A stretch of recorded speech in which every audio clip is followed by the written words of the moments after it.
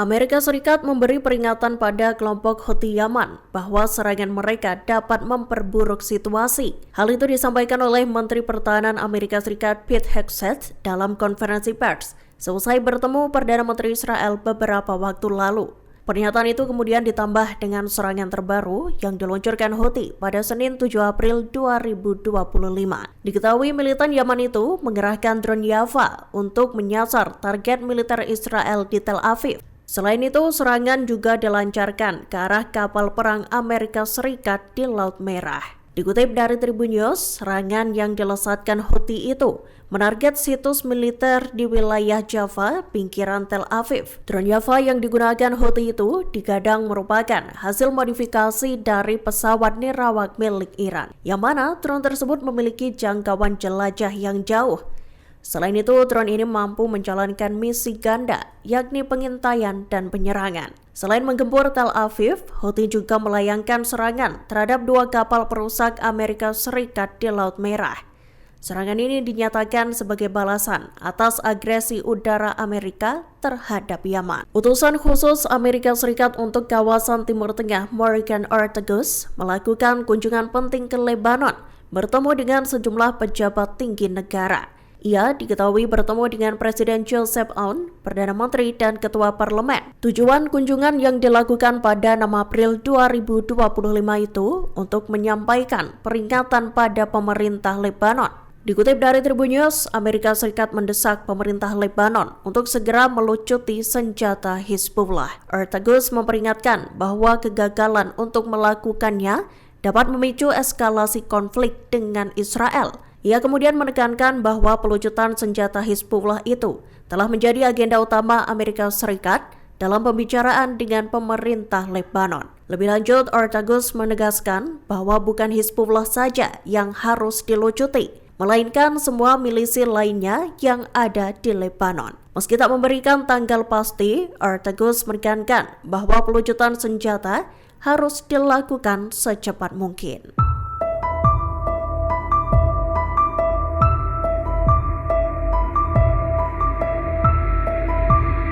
Tentara Israel melakukan serangan terhadap kota Deir Ibzi, barat Ramallah, tepi barat, pada Rabu 9 April 2025 pagi. Dalam serangan itu, pasukan Zionis meledakkan rumah milik Mujahid Karaja. Ia adalah seorang pria Palestina yang terbunuh tahun lalu dalam sebuah konfrontasi dengan IDF. Dikutip dari Anadolu Agency, pasukan Israel mengosongkan gedung 2 lantai yang menjadi kediaman Karaja. IDF kemudian meledakkan lantai atasnya. Karaja sendiri tewas pada 22 Maret 2024 dalam insiden yang juga menewaskan seorang tentara Israel dan melukai 6 lainnya. Tindakan penghancuran rumah ini merupakan bagian dari kebijakan Israel, yaitu menghancurkan rumah-rumah milik warga Palestina yang dituding melakukan serangan terhadap pasukan Israel atau pemukim ilegal.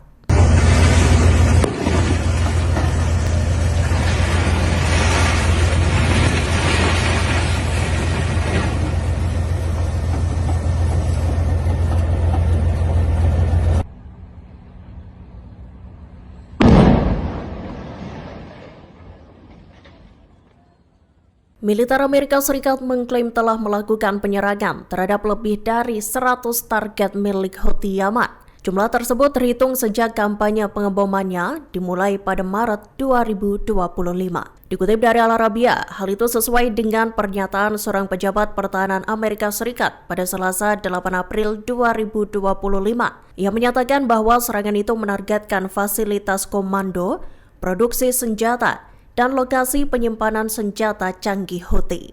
Mereka juga mengklaim bahwa sejumlah pemimpin Houthi tewas dalam serangan IDF itu. Dilaporkan, serangan tersebut melibatkan penggunaan pesawat pengeboman siluman B-2. Pesawat pengebom tersebut dikenal mampu membawa bom penghancur bunker seberat 30.000 pon. Fasilitas bawah tanah dan tempat penyimpanan senjata Houthi turut ditarget oleh pesawat pengebom tersebut.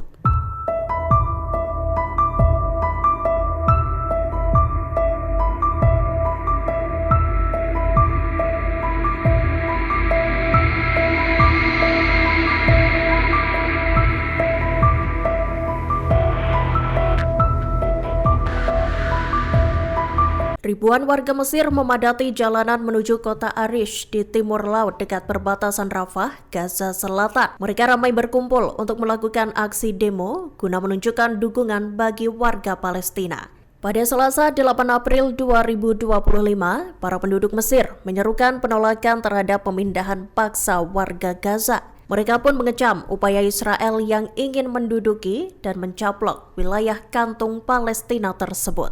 Dikutip dari Tribun News, protes massal itu bertepatan dengan kunjungan Presiden Mesir Abdel Fattah al-Sisi dan Presiden Prancis Emmanuel Macron ke Arish, ibu kota Provinsi Sinai Utara. Para pengunjuk rasa turut mengibarkan bendera Mesir dan Palestina dalam aksinya itu. Mereka juga meneriakkan slogan-slogan yang menolak rencana penggusuran warga Palestina. Ribuan orang itu mengutuk aksi genosida yang dilakukan Israel di Gaza sejak Oktober 2023.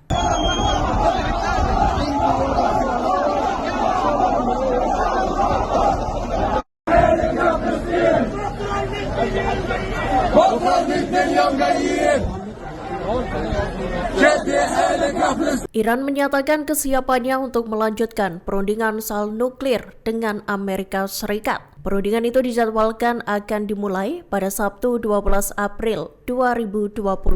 Pernyataan ini disampaikan di tengah meningkatnya tekanan dari Israel. Dikutip dari Kompas.com, Menteri Luar Negeri Iran Abbas Araghchi menegaskan mengenai tujuan utama Teheran dalam perundingan ini. Tujuannya adalah pencabutan sanksi ekonomi yang diberlakukan kembali oleh pemerintahan Presiden Donald Trump pada 2018. Sanksi-sanksi tersebut telah memberi dampak besar pada perekonomian Iran selama beberapa tahun terakhir. Araghchi menyatakan solusi militer tidak dapat dianggap sebagai bagian dari penyelesaian diplomatik. Di sisi lain, Israel terus-menerus memperingatkan bahwa waktu untuk mencapai kesepakatan sangat terbatas.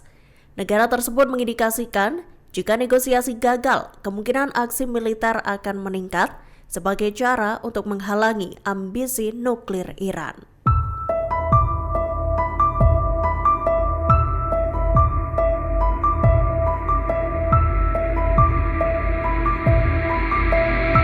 Di tengah menguatnya seruan agar Hizbullah melucuti senjatanya, seorang pejabat senior mengaku siap berdiskusi dengan Presiden Lebanon. Diskusi itu akan membahas mengenai persenjataan Hizbullah. Namun Hizbullah mengajukan syarat jika Lebanon menginginkan pasukannya untuk melucuti senjata. Syaratnya adalah Israel harus menarik diri dari Lebanon Selatan. Tak hanya itu, pasukan Zionis juga harus menghentikan berbagai bentuk serangan udaranya.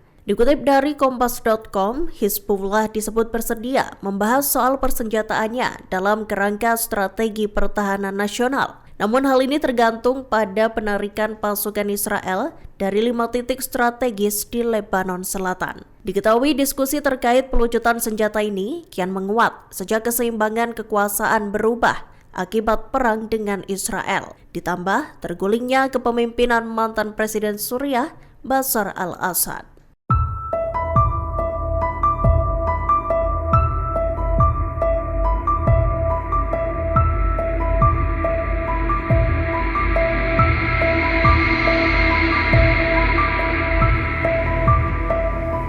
Download Tribun X sekarang, menghadirkan lokal menjadi Indonesia.